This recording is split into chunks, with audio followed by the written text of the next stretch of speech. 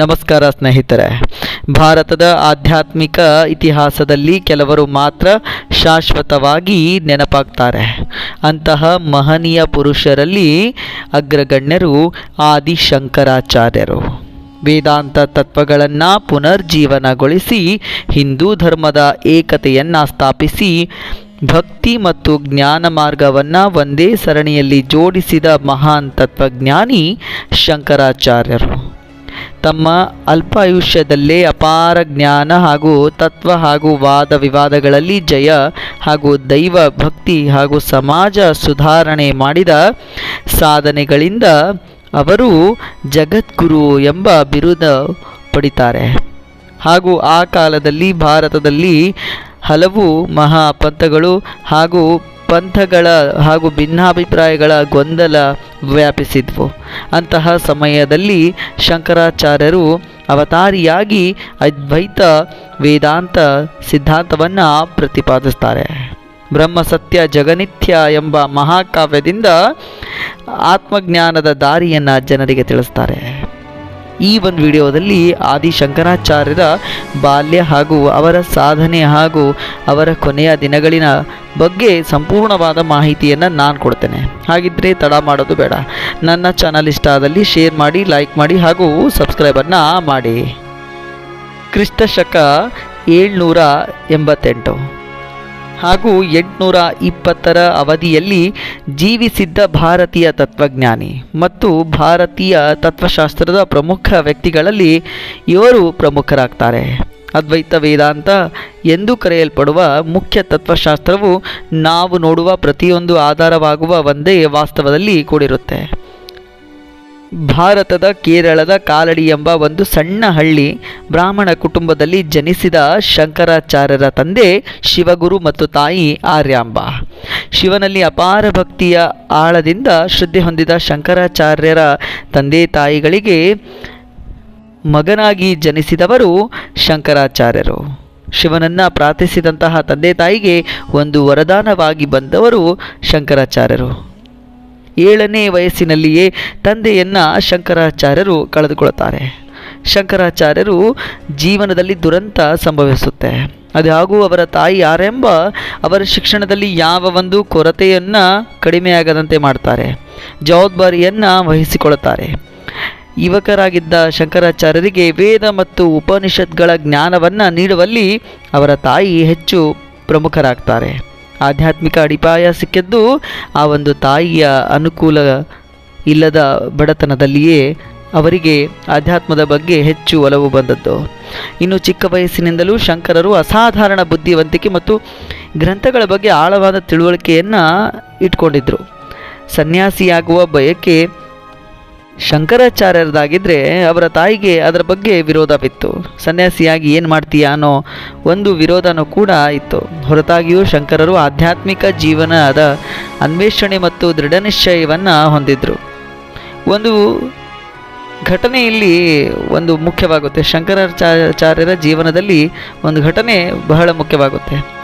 ಒಂದು ದಿನ ತಮ್ಮ ತಾಯಿಯೊಂದಿಗೆ ನದಿಯಲ್ಲಿ ಹೋಗಿರ್ತಾರೆ. ನದಿಯಲ್ಲಿ ಹೋದಾಗ ಮೊಸಳೆಯು ಅವರ ಕಾಲನ್ನು ಕಚ್ಚಿ ಹಿಡಿದು ಬಿಡುತ್ತೆ. ಆ ನೋವು ತಾಳುವುದಕ್ಕೆ ಶಂಕರಾಚಾರ್ಯರಿಗೆ ಆಗೋದಿಲ್ಲ. ಶಂಕರರು ತನ್ನ ತಾಯಿಯನ್ನು ಜಗತ್ತನ್ನು ತ್ಯಜಿಸಿ ಸನ್ಯಾಸಿಯಾಗುವ ಅನುಮತಿಯನ್ನು ನೀನು ನೀಡಿದರೆ ಈ ಮೊಸಳೆ ನನ್ನನ್ನು ಬಿಡುತ್ತೆ ಅಂತ ಶಂಕರಾಚಾರ್ಯರು ಹೇಳ್ತಾರೆ. ಆಗ ಅವರ ತಾಯಿ ಒಪ್ಪಿಗೆಯನ್ನು ಸೂಚಿಸ್ತಾರೆ. ಆಗಲಿ ಅಂತ ಒಪ್ಪಿಗೆಯನ್ನು ಸೂಚಿಸಿದ ನಂತರ ಮೊಸಳೆಯು ಅವರ ಕಾಲನ್ನು ಬಿಡುತ್ತೆ. ಇದಾದ ನಂತರ ಗುರುವನ್ನು ಹುಡುಕುತ್ತಾ ಶಂಕರಾಚಾರ್ಯರು ತಮ್ಮ ಪ್ರಯಾಣವನ್ನು ಆರಂಭ ಮಾಡ್ತಾರೆ. ದೂರದಲ್ಲಿ ಎಲ್ಲೆಲ್ಲೋ ಇವರು ಹೋಗುವಂತಹ ಸಂದರ್ಭ ಎದುರಾಗುತ್ತೆ. ಆಗ ಆರ್ಯಾಂಬ ಒಂದು ಮಾತನ್ನು ಹೇಳ್ತಾರೆ. ಶಂಕರಾಚಾರ್ಯರಿಗೆ ಹೇಳ್ತಾರೆ, ನನ್ನ ಕೊನೆಯ ದಿನಗಳಲ್ಲಿ ನೀನು ಬರ್ತೀಯಾ ಅಂತ ಕೇಳಿದಾಗ ನೀನು ಕಣ್ಣು ಮುಚ್ಚುವಂತಹ ಸಂದರ್ಭದಲ್ಲಿ ಬಂದಾಗ ಕೂಡ ಬರೋದು ಮಾತ್ರವಲ್ಲ, ನೀನು ಕಣ್ಣು ಮುಚ್ಚಿ ನನ್ನನ್ನು ನೆನಪಿಸ್ಕೋ, ನಾನು ನಿನ್ನ ಕಣ್ಮುಂದನೇ ಇರ್ತೀನಿ ಅಂತ ಹೇಳ್ತಾರೆ.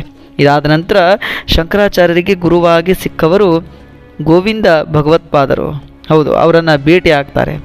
ಅವರ ಮಾರ್ಗದರ್ಶನದಲ್ಲಿ ಅವರು ಗೌಡಪದಿಯ ಕಾರಿಕ ಹಾಗೂ ಬ್ರಹ್ಮಸೂತ್ರ ವೇದಗಳು ಮತ್ತು ಉಪನಿಷತ್ಗಳನ್ನು ಪ್ರಾಚೀನ ಗ್ರಂಥಗಳ ಅಧ್ಯಯನಗಳಲ್ಲಿ ಕಲಿಬೇಕಂತ ಮುಳುಗುತ್ತಾರೆ. ಶಂಕರರ ಅಸಾಧಾರಣ ಮತ್ತು ಬುದ್ಧಿವಂತಿಕೆ ಅವರ ಶಿಕ್ಷಕರು ಮೆಚ್ಚುತ್ತಾರೆ. ಆಳವಾದ ಗ್ರಂಥಗಳ ತ್ವರಿತವನ್ನು ಕರಗತ ಮಾಡಿಕೊಳ್ಳುವಂತಹ ಒಂದು ಬುದ್ಧಿಶಕ್ತಿಯನ್ನು ಗಮನಿಸಿ ಇವರಿಗೆ ಏನಾದರೂ ನಾನು ವಿದ್ಯೆಯನ್ನು ಕಲಿಸಿದಾಗ ಅದರ ಉಪಯೋಗ ಖಂಡಿತ ಈ ಬಾಲಕ ಮಾಡಿಕೊಳ್ತಾನೆ ಅಂತ ಗೋವಿಂದ ಭಗವತ್ಪಾದರಿಗೆ ಖಂಡಿತವಾಗಲೂ ತಿಳಿದಿತ್ತು. ಆಳವಾದ ಜ್ಞಾನ ಮತ್ತು ತಿಳುವಳಿಕೆ ಹಾಗೂ ಶಸ್ತ್ರಸರ್ಜಿತವಾದಂತಹ ಎಲ್ಲ ವಿದ್ಯೆಗಳನ್ನು ಕಲ್ತಿದ್ರು. ಅದ್ವೈತ ವೇದಾಂತ ಮತ್ತು ದಶನಾಮಿ ಸಂಪ್ರದಾಯಗಳನ್ನು ಪ್ರಚಾರ ಮಾಡುವ ಕಾರ್ಯಗಳನ್ನು ಪ್ರಾರಂಭ ಮಾಡ್ತಾರೆ. ದಾರಿಯುದ್ದಕ್ಕೂ ವಿದ್ವಾಂಸರು ತತ್ವಜ್ಞಾನಿಯೊಂದಿಗೆ ಚರ್ಚೆಯಲ್ಲಿ ತೊಡಗುತ್ತಾರೆ. ಬೋಧನೆಗಳನ್ನು ಸಮರ್ಪಿತವಾಗಿ ಎಲ್ಲ ಕಡೆ ತಿಳಿಸ್ತಾರೆ. ಒಂದು ಶಿಷ್ಯ ವೃಂದವನ್ನು ಕೂಡ ಇವರು ಹೊಂದುತ್ತಾರೆ. ಅವರ ಶಿಷ್ಯರಾದಂತಹ ಪದ್ಮಪಾದ ಹಾಗೂ ತೋಟಕಾಚಾರ್ಯ ಮತ್ತು ಹಸ್ತಮಾಲಕ ಹಾಗೂ ಸುರೇಶ್ವರ ಇವರು ಶಂಕರಾಚಾರ್ಯರ ಬೋಧನೆಗಳನ್ನು ಪ್ರಚಾರವನ್ನು ಮಾಡುವಲ್ಲಿ ಹೆಚ್ಚು ಒಂದು ಒಲವನ್ನು ತೋರಿಸಿ ಮತ್ತು ಅವರ ಪರಂಪರೆ ಸಂರಕ್ಷಿಸುವಲ್ಲಿ ನಿರ್ಣಾಯಕ ಪಾತ್ರವನ್ನು ವಹಿಸ್ತಾರೆ. ಇವರ ಮೂಲ ದಿಗ್ವಿಜಯ ಯಾತ್ರೆ ಪ್ರಾರಂಭ ಆದದ್ದು ಅಲ್ಲೇ. ಭಾರತದೆಲ್ಲೆಡೆ ಸಂಚರಿಸುವಂತಹ ಒಂದು ಪ್ರಚಾರಕ್ಕೆ ಮುಳುಗಿದಾಗ ಎಲ್ಲ ಕಡೆ ಸಂಚಾರ ಮಾಡ್ತಾರೆ. ಕಾಶಿ, ಬದ್ರಿನಾಥ್ ಹಾಗೂ ಪೂರಿ ಹಾಗೂ ದ್ವಾರಕಾ ಹಾಗೂ ಶೃಂಗೇರಿ ಎಲ್ಲೆಡೆ ತತ್ವಗಳ ಚರ್ಚೆಗೆ ನಡೆಸಿ ಜನರಿಗೆ ಸತ್ಯದ ಮಾರ್ಗದರ್ಶನವನ್ನು ಮಾಡೋದಕ್ಕೆ ಮುಂದಾಗ್ತಾರೆ. ಇನ್ನು ಧರ್ಮದ ಸ್ಥಿರತೆಗಾಗಿ ಶಂಕರರು 4 ದಿಕ್ಕುಗಳಲ್ಲಿ ಮಠಗಳನ್ನು ಸ್ಥಾಪನೆ ಮಾಡ್ತಾರೆ.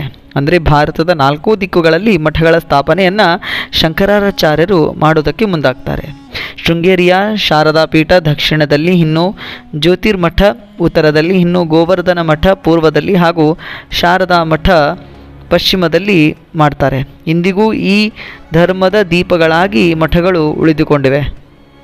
ಅವರು ರಚನೆ ಮಾಡಿದಂತಹ ಕೃತಿಗಳು ಅಂತಿಂಥದ್ವಲ್ಲ. ಭಗವದ್ಗೀತಾ ಭಾಷ್ಯ ಹಾಗೂ ಬ್ರಹ್ಮಸೂತ್ರ ಭಾಷ್ಯ, ಉಪನಿಷತ್ ಭಾಷ್ಯಗಳು, ಭಜಗೋವಿಂದಂ, ಸೌಂದರ್ಯ ಲಹರಿ ಹಾಗೂ ಎಲ್ಲ ಇನ್ನೂ ಹಲವಾರು ಕೃತಿಗಳನ್ನು ಶಂಕರಾಚಾರ್ಯರು ರಚನೆಯನ್ನು ಮಾಡಿ ಜಗತ್ತಿಗೆ ನೀಡಿದ್ದಾರೆ.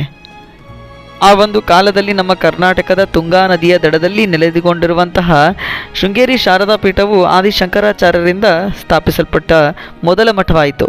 ಇದು ಅಹಂ ಬ್ರಹ್ಮಾಸ್ಮಿ ಅಥವಾ ಅಹಂ ಬ್ರಹ್ಮಾಸ್ಮ ತತ್ವವನ್ನು ಪ್ರತಿಪಾದಿಸುತ್ತೆ.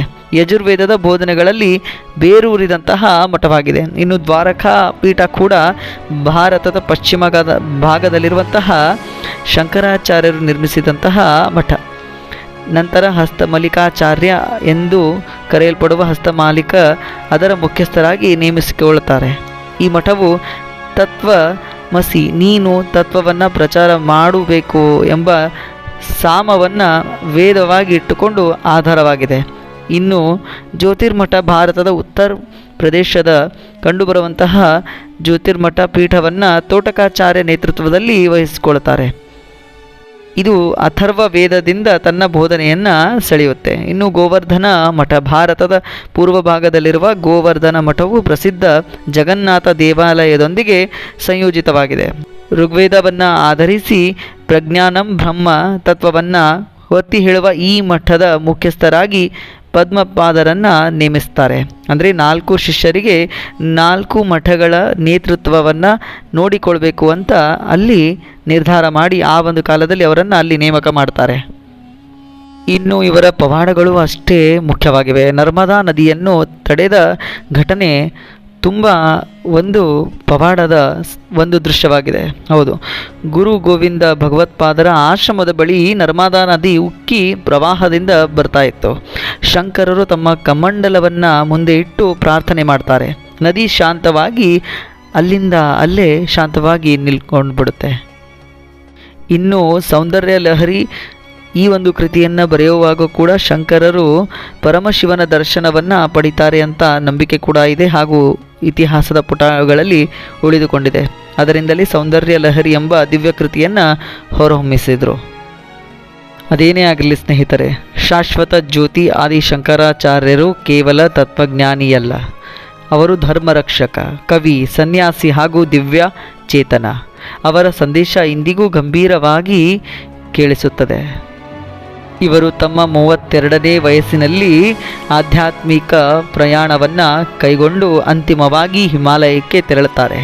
ಕೇದಾರನಾಥದ ಬಳಿ ಗುಹೆಯಲ್ಲಿ ಪ್ರವೇಶ ಮಾಡ್ತಾರೆ. ಆ ಗುಹೆಯನ್ನು ಈಗ ಅಂತಿಮ ವಿಶ್ರಾಂತಿ ಸ್ಥಳವೆಂದು ಪರಿಗಣಿಸಲಾಗುತ್ತೆ. ಅಲ್ಲಿ ಹೋಗಿ ನಂತರ ಅದೃಶ್ಯರಾಗ್ತಾರೆ. ಶಂಕರಾಚಾರ್ಯರು ಜನಿಸಿದ್ದು ಕೂಡ ವೈಶಾಖ ಮಾಸದ ಶುಕ್ಲ ಪಕ್ಷದ 5ನೇ ದಿನದಂದು. ಈ ದಿನವನ್ನು ಶಂಕರಾಚಾರ್ಯರ ಜಯಂತಿಯನ್ನಾಗಿ ವೈಶಾಖ ಮಾಸದ ಶುಕ್ಲ ಪಕ್ಷ ಅಥವಾ ಏಪ್ರಿಲ್ ಹಾಗೂ ಮೇ ತಿಂಗಳ ನಡುವೆ ಪಂಚಮಿ ತಿಥಿಯೆಂದು ಆಚರಿಸಲಾಗುತ್ತೆ. ಈ ದಿನ ದೇಶವೆಲ್ಲೆಡೆ ಶಂಕರಾಚಾರ್ಯರ ಭಕ್ತರು ಆದಿಶಂಕರದ ಪೀಠಗಳಲ್ಲಿ ದೇವಾಲಯಕ್ಕೆ ಭೇಟಿ ನೀಡಿ ಪೂಜೆಯನ್ನು ಸಲ್ಲಿಸ್ತಾರೆ.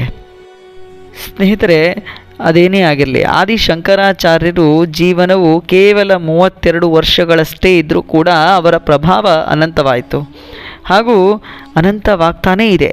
ಸ್ಥಾಪಿಸಿದ 4 ಪೀಠಗಳು ಪ್ರಮುಖವಾದಂತಹ ಶಕ್ತಿಪೀಠಗಳಾಗಿವೆ. ಶೃಂಗೇರಿ ಶಾರದಾ ಪೀಠ, ದ್ವಾರಕಾ ಶಾರದಾ ಪೀಠ ಹಾಗೂ ಜ್ಯೋತಿರ್ಮಠ ಪೀಠ ಹಾಗೂ ಗೋವರ್ಧನ ಪೀಠ ಇಂದಿಗೂ ತತ್ವ ಹಾಗೂ ಪರಂಪರೆಯನ್ನು ಉಳಿಸಿಕೊಂಡಿವೆ. ಅವರು ಬರೆದಂತಹ ಭಜಗೋವಿಂದಂ, ಸೌಂದರ್ಯ ಲಹರಿ ಹಾಗೂ ನಿರ್ವಾಣ ಷಟ್ಕಂ ಹಾಗೂ ಇಂದು ಹಲವಾರು ಲಕ್ಷಾಂತರ ಜನರ ಮನಸ್ಸಿನಲ್ಲಿ ಭಕ್ತಿ ಹಾಗೂ ಜ್ಞಾನದ ಜ್ವಾಲೆಯನ್ನು ಬೆಳೆಸ್ತಾ ಇವೆ. ಶಂಕರಾಚಾರ್ಯರು ನಮಗೆ ನೀಡುವ ಸಂದೇಶ ಸ್ಪಷ್ಟವಾಗಿದೆ. ಆತ್ಮಜ್ಞಾನವೇ ನಿಜವಾದ ಮುಕ್ತಿ. ಎಲ್ಲ ಜೀವಿಗಳಿಗೂ ಒಂದೇ ಪರಬ್ರಹ್ಮನಿರುವನು. ಭಕ್ತಿ ಹಾಗೂ ಜ್ಞಾನ ಪರಸ್ಪರ ವಿರೋಧವಲ್ಲ, ಅವು ಒಂದೇ ಸತ್ಯದ 2 ಮುಖಗಳು.